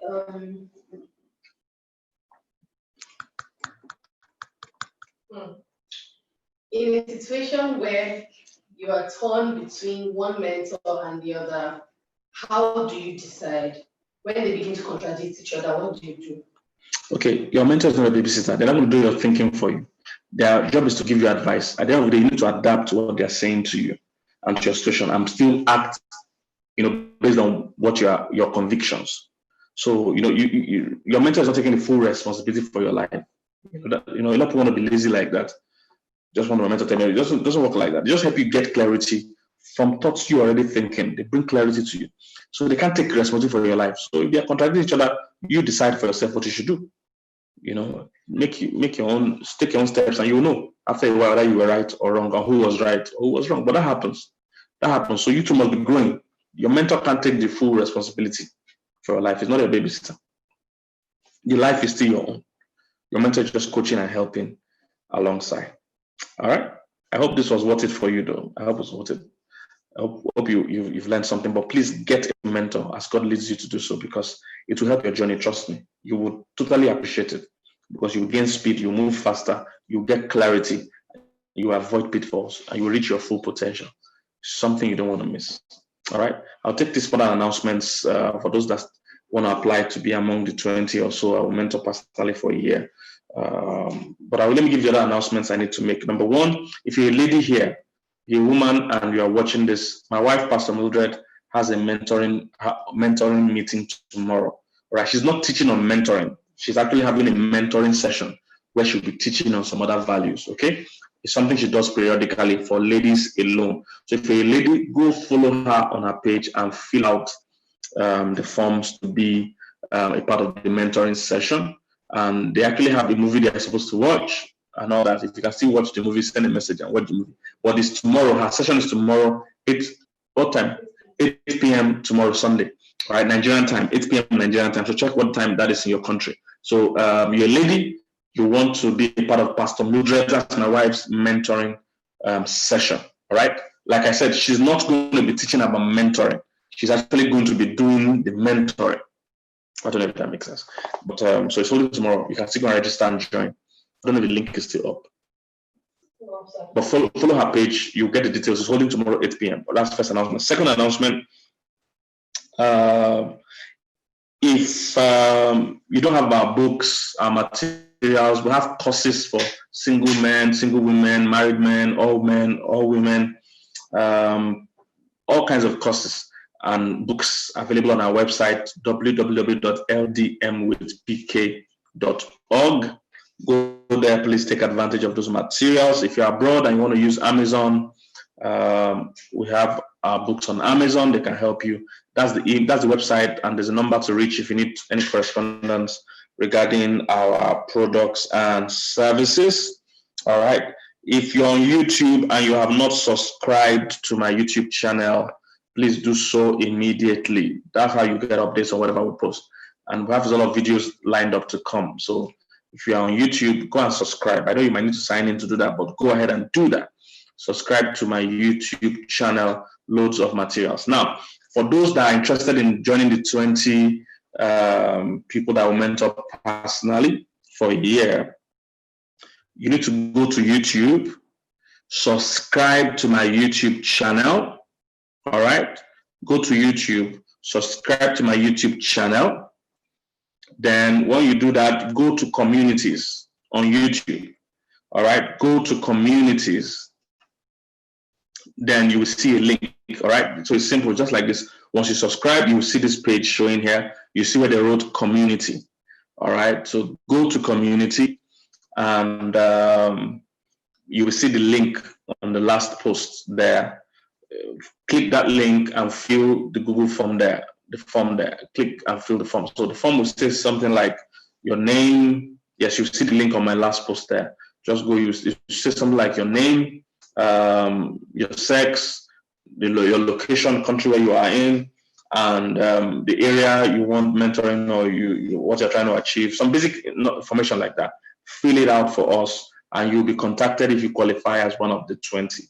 All right, you can be anywhere in the world. You don't have to be in Nigeria, because the mentoring will be online. It's not going to be physical. So you can be anywhere in the world, and you have direct access to me for 1 year, and I'll mentor you. All right, you can be male or female. You can be anywhere in the world. All right, so it's free. It's very free. The whole mentoring thing is free for this set. So take advantage of it if you think it's something you would need. This option will be open till 12 midnight today. So that means I have to also post it on my Instagram, please, so that people that can be a part of it. Or let's say to be, yes, 12 midnight today. I don't know whether I will give a little extension for people that are seeing it late, but target 12 midnight is the next 3 or 4 hours. So go fill out the subscribe, subscribe to my YouTube channel, go to communities, then fill out the form. That's it. Then we'll let you know, if you qualify. What else is an information I want to give you? Then don't forget, we're still open to receiving partners for this ministry. If anywhere in the world you feel you want to partner with us, you want to support what we do, either financially or by being a partner in any other way, please go to our website. You'll see the Get Involved on our website. That's what you click to be a partner and be a supporter. And thank you for those that already support us. We have some people that have signed on to be partners. We'll still get in touch with you. And for those that generally support us, all of us, and people send funds, send support, help broadcast, help pass the information of what we do. So thank you guys. You know yourselves. Thank you. We believe that together we'll make a difference. This world needs the truth. This world needs the truth. So thank you for all your support.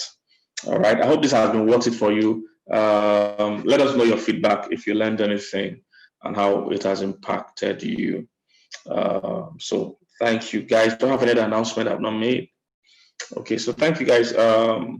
See you in the next webinar. I don't know when that will be. So thank you. If you don't follow me on Instagram, please follow me. If you are on Facebook, follow my page. If you're on YouTube, definitely subscribe to my YouTube channel. I wonder why you've not subscribed to my YouTube channel. Subscribe. Let's keep in touch. All right. Thank you guys. This has been awesome. I wish I could more questions, but there's a copy here and the guys doing it need to also go over. All right. Thank you guys. God bless you. Thank you. Special thanks to my team. There are many people here making it happen. Thank you guys.